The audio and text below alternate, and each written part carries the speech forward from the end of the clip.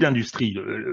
La France ne construit plus, n'est plus en capacité de construire les chars Leclerc, par exemple. Hein. On a 8 jours de munitions. Les Anglais, Moins, un jour et demi. Un jour et un jour demi. et demi, et j'ai vu une déclaration d'un haut gradé américain qui dit, mais c'est fini, c'est terminé, ils n'ont plus rien. Ils ont 75 000 Tout à hommes, fait. et donc on va faire une coalition. Quand on pense que pour la guerre de 91, il avait fallu 7 mois pour rassembler une coalition pour aller battre la soi-disant quatrième armée du monde. Donc ma question, elle est que ce déficit industriel, c'est une guerre où l'industrie est extrêmement importante. Hein. Les Russes alignent 12 000 chars, et ça, pour moi, ça a été une surprise, hein, de voir que leur complexe militaro-industriel fonctionnait à plein régime. Qu'est-ce qu'il en est de cette réalité industrielle d'armement en Russie? Alors, oui, nous sommes dans une guerre industrielle et nous sommes passés dans cette guerre industrielle probablement dans le courant du mois d'avril. Autrement dit, il y a eu une première phase de la guerre, hein, qui était en fait un coup de bluff des Russes. Très largement, ils avaient mis assez peu d'hommes. Ils ont tenté d'impressionner le gouvernement ukrainien. Ça n'a pas marché. Ils se sont retirés d'eux-mêmes. Et après, ils ont commencé progressivement à faire une guerre comme ils savent le faire et comme ils l'ont toujours faite. C'est-à-dire une guerre avec beaucoup d'artillerie, où on utilise l'artillerie essentiellement d'ailleurs pour protéger les hommes, et avec des niveaux d'utilisation de munitions extrêmement importants. Alors, pourquoi ont-ils pu le faire? Deux raisons. Première raison, c'est que, oui, bien sûr, l'armée russe, c'est plus l'armée soviétique, hein, on n'est plus sur une armée de l'ordre de quasiment 3 millions de personnes, grosso modo, on est sur 1,1 million, dont une partie seulement est professionnelle, et ce n'étaient que les professionnels qui pouvaient être envoyés en Ukraine, mais euh, je dirais, la contraction du secteur militaro-industriel a été beaucoup plus lente qu'en Europe occidentale et qu'aux États-Unis. Et ça, c'est un point important. Elle a été beaucoup plus lente d'ailleurs, pas nécessairement pour des bonnes raisons. On peut penser qu'il y a eu des directeurs d'usines qui ont fait de la résistance pour qu'on ne ferme pas leur usine, pour qu'on ne la démantèle pas, sans avoir réellement de vision stratégique. Peut-être simplement était-ce pour, je dirais, défendre leur petite parcelle de pouvoir. Oui. Bien. Mais ce qui reste, c'est que et a survécu un appareil militaro-industriel important. Après, alors évidemment, les Russes ne donnent pas de chiffres. Ça, il ne faut pas se faire d'illusions. Mais on peut arriver à trouver des indicateurs pertinents. Par exemple, dans les régions où sont situées ces usines du complexe militaro-industriel, grosso modo, c'est l'Oural et la Sibérie occidentale. Bien. Si on regarde les revenus salariaux dans l'industrie, ils ont augmenté beaucoup plus vite que dans le reste de la Russie. Beaucoup plus vite. Au point que même compte tenu de l'importante inflation qu'il y a eu en Russie, hein, ils ont eu une inflation de 12%, ces revenus salariaux sont restés positifs en termes réels, donc supérieurs à l'inflation. Qu'est-ce que ça veut dire? Ça veut dire que l'on a fait travailler beaucoup de gens et qu'on a fait travailler ces gens en heures supplémentaires ou en travail de nuit. Alors après, sur la base de ces informations que j'ai commencé à collecter dès le mois de septembre et le début du mois d'octobre, à travers, pour le coup, des statistiques que les soviétiques, que les Russes donnaient eux-mêmes, hein, même s'ils ne donnaient pas de statistiques sur la production réelle des secteurs, mais non. Et à partir de là, ben, j'ai appelé des gens que je connais en Russie qui me disent oui, telle usine, elle travaille en 3/8. Donc, on voit qu'il y a eu un basculement vers l'idée, eh bien cette guerre qu'on pensait être courte, parce qu'on pensait que les Ukrainiens euh, allaient comprendre ce qui se passait, ben, elle sera longue. Donc, puisque c'est une guerre longue, on va produire en masse, et on fait basculer nos entreprises dans un régime des 3-8, et je suppose qu'on travaille le dimanche aussi. Quand je vois la montée des revenus salariaux, c'est tout à fait évident. Qu'est-ce qui se passe en Europe occidentale et aux États-Unis? Rien, rien. Et c'est ça qui est extrêmement intéressant, parce qu'il y a même une étude américaine de la RAND qui le montre. Il n'y a pas eu d'augmentation significative, il y a des augmentations ponctuelles, mais il n'y a pas eu d'augmentation significative du rythme de production des munitions et des armes. Et on arrive à quoi? On arrive à une situation où la production annuelle d'obus de 155 mm par les États-Unis, production annuelle, représente à peu près 6 semaines de besoin de l'armée ukrainienne. Voilà. Alors les États-Unis, sachant que les Russes consomment 10 fois plus. Enfin, 10, 5, je sais par pas. ailleurs, Voilà. ils Par ailleurs. consomment largement plus. Là, ils consomment largement plus, puisqu'on estime que l'armée soviétique tire sur les positions Russe, ukrainiennes. mon cher Pardon, Jacques.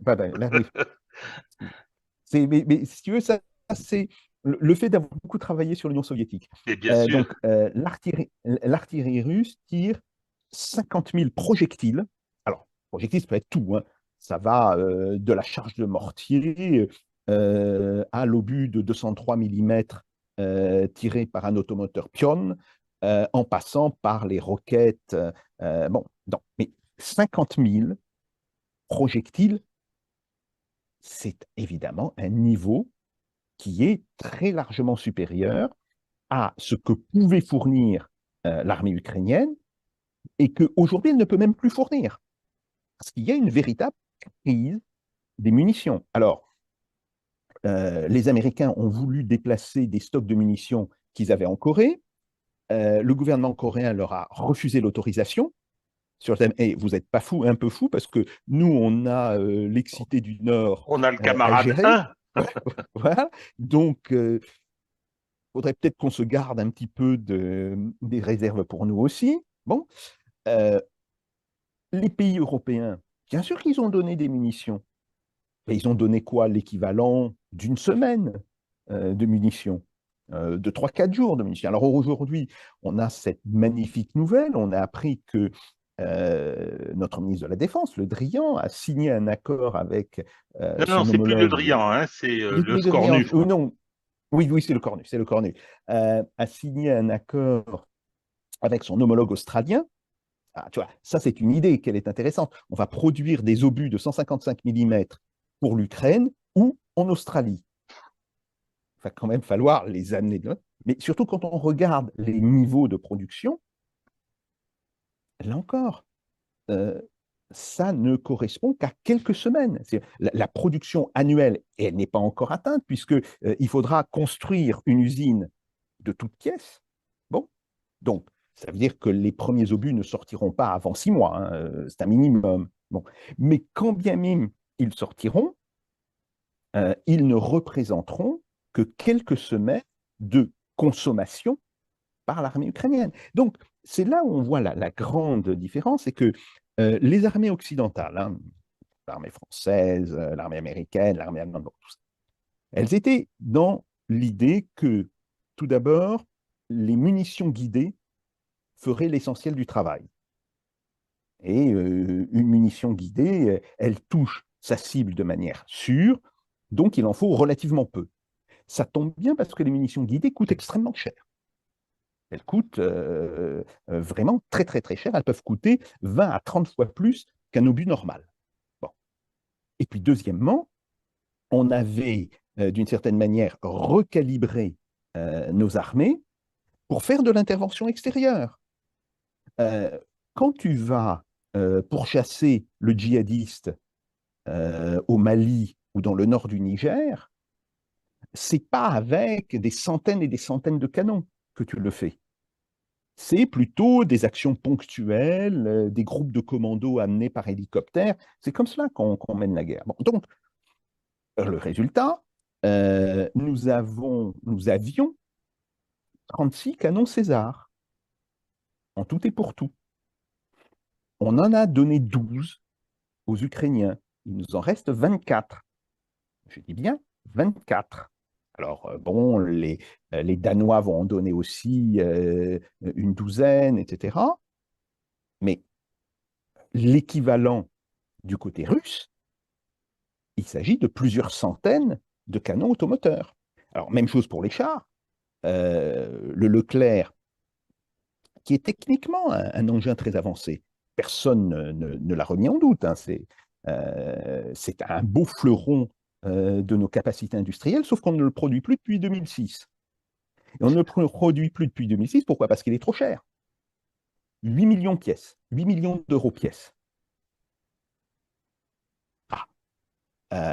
Si les Russes produisent des chars pour l'équivalent de 1 million d'euros, ils peuvent en produire 8 quand nous en produisons un.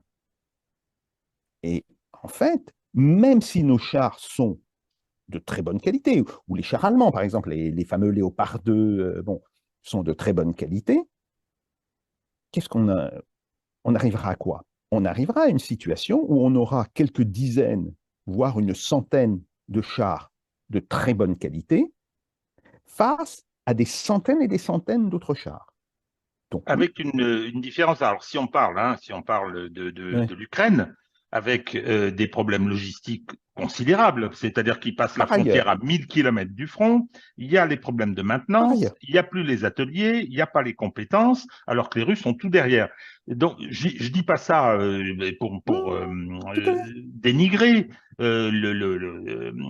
par exemple, le matériel français, mais cette espèce enfin, je trouve ça curieux, j'allais dire désinvolture, non, méconnaissance de cette réalité. La guerre nécessite une industrie, la guerre Oui. nécessite une capacité de production.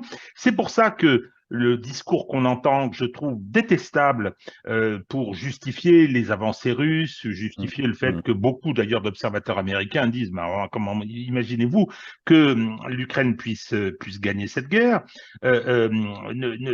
Vous répondre, ah oui, mais les Russes, ce sera les vagues, le nombre. C'est faux. C'est faux, les Russes, et Jean Lopez, dans ses ouvrages, l'a mm, démontré, les Russes ont surclassé au plan stratégique, grâce à leur art mm, opératif, les grands mm, tacticiens prussiens, et ils ont surclassé l'Allemagne au plan industriel aussi. Alors, il y a eu les aides américaines au départ, mm. mais ensuite, ce sont